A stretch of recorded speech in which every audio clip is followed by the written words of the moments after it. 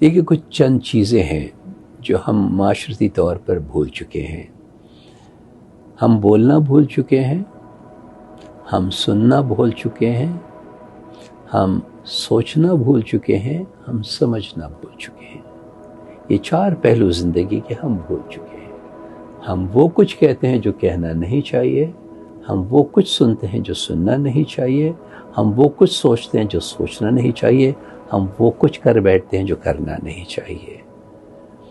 अल्फाज का चुनाव गुफ्तगू में ऐसा होना चाहिए जो किरदार की अक्कासी करे, आपकी तरबियत की अक्कासी करे, बताए कि आप किस ख़ानदान से आपका ताल्लुक़ है।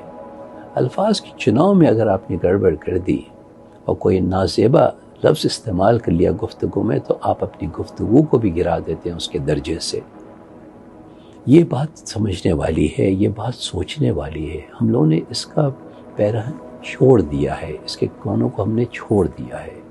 लिहाजा गुफ्तगू ऐसी करते हैं जैसे कि हम किसी मार्केट प्लेस में बैठे हुए हैं, तो ज़ुबान भी वहाँ की इस्तेमाल करने लग गए हैं, गुफ्तगू भी उसी तरह करते हैं। एक दूसरे को सुनते नहीं हैं, सुनने से पहले सोचने लगते हैं, उससे बदगुमानियाँ पैदा होती हैं।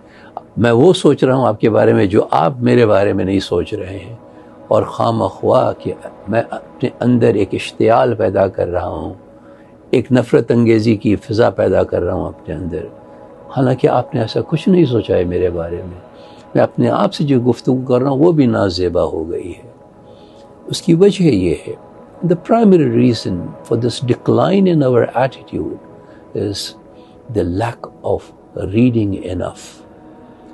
When we refer to that particular article of mine where I talked about grace and wit, okay, in the political leadership more so, it is all because people have stopped reading, and therefore what they talk to each other and quote to each other is of the base level. Okay, while people in the past, when they spoke with a lot of grace.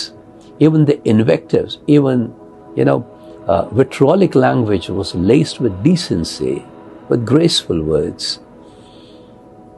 I don't know whether you read the article in full. If you did, you would remember that I have quoted Churchill referring to the person sitting on the opposition bench, and he referred to some childhood visit to a circus, and he said, I wanted to see this boneless wonder, but my parents thought that spectacle would hurt my growth as a youngster, so they did not allow me to see it.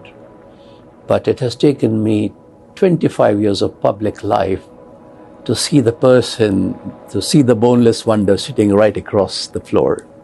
That's the way to react. He said it all, yet said it very gracefully. Concocted a story from nowhere. I'm sure Winston, the kind of intellect he had, he must have concocted right on the floor. What does it require to concoct something? It requires massive reading. If you read 40,000 words per day, you might retain 400. And if you retain 400, you're lucky. So the kind of supply that you need to provide to your brain power every single day in order to have greater retention, is only by reading excessively. And the trick of the trade, since people are going to listen to this, the trick of the trade is nothing gets retained unless the retention is through repetition. The more you read, talk more about it. Whether the person listening to you gains or not, but you are gaining a better insight to what you have read. And you're giving it your own dimension to it, and therefore building on a thought that you read. So that's how you participate in the creation of a body of knowledge.